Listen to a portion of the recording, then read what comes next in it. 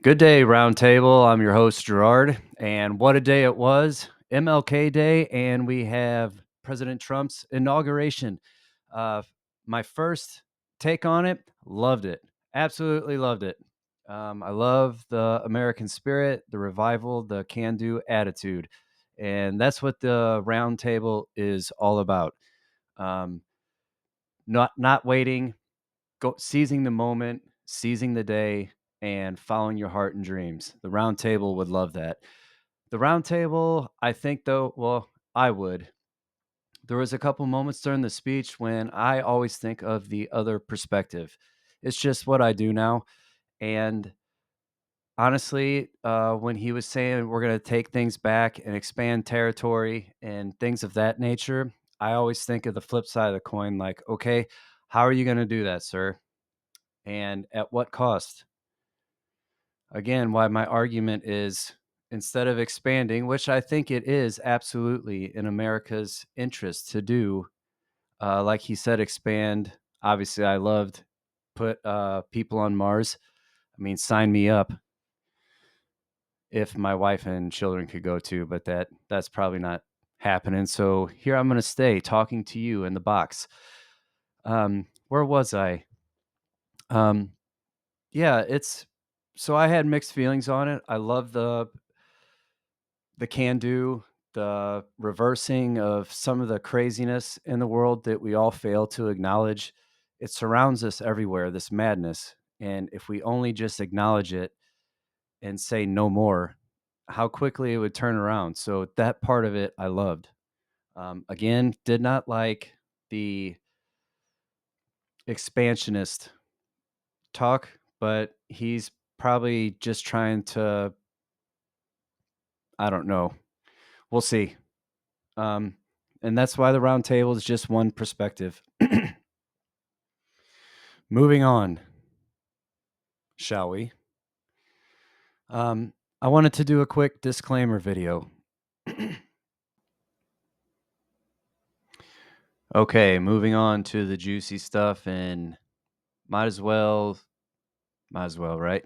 I have to do a disclaimer, and what I mean by that is just like I did with that speech, I always look at the other side of things, including myself, and it's one of the key principles I try to live by is before I start complaining, I always try to my best ability to take a good long look in the mirror and truly say, do I need this? Do I want this? Who am I hurting? Am I acting foolish? So before you make any decisions, take a good long look at yourself in the mirror and decide what's right to you. Follow your heart always, and don't listen to some guy talking into a box. Not even me. Follow your heart always, and let your conscience be your guide. And I know it's cliche, but it's so true.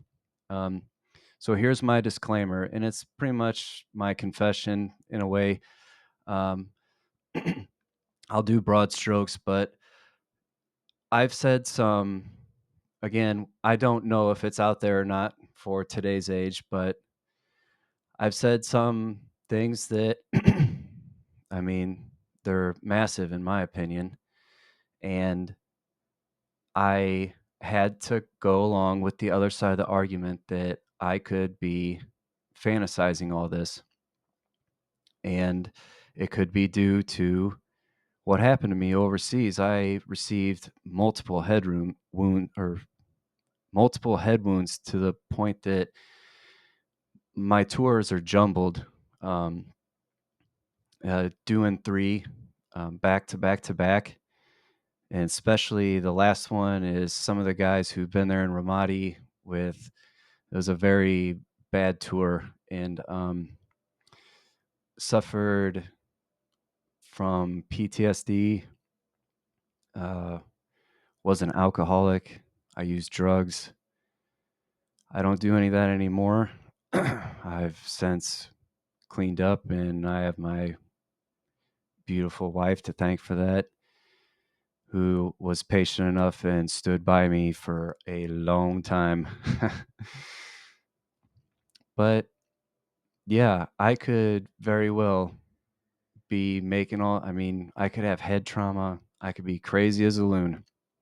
I could be imagining this, fabricating it, but I'm here now and I wish you could look into my eyes. That's why I don't like talking to a box. And you could see the resolve that I believe this in my heart through and through what happened to me. So much so that every time I even think or speaking of it, I get that little wave of emotion still that flutters in my heart and it makes my eyes water because it was the most beautiful experience I've ever felt in my life. And it came at one of the lowest points I have ever felt. Um, and it's not material. I mean, material is irrelevant. It's the spiritual low that I had. And I've never followed any faith ever, except the same advice I just gave you guys. I follow my heart, even if it takes me down the craziest, the roughest road there is. I always go that way because I'm an 0351. Yeah, they don't even make those anymore. That's how obsolete I am. But anywho, for all you that might or who've checked my video out, I want to say thank you so much.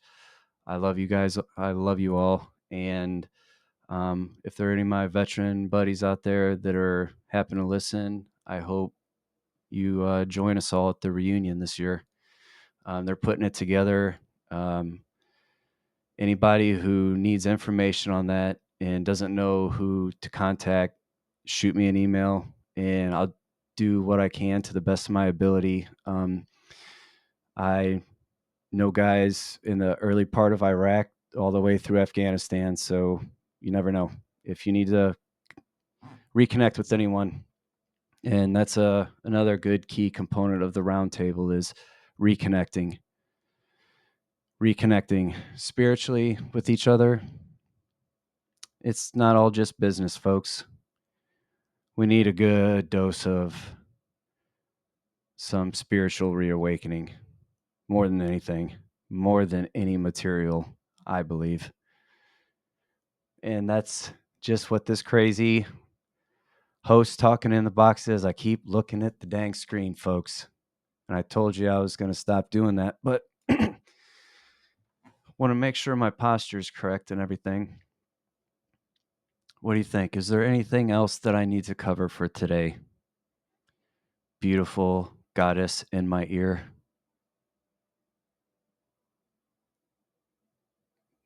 Well, that's all. I'm your host, Gerard, and this is the Merrick. How did I botch? I always botch up the ending every single video. I'm your host, Gerard, and this is the American Roundtable.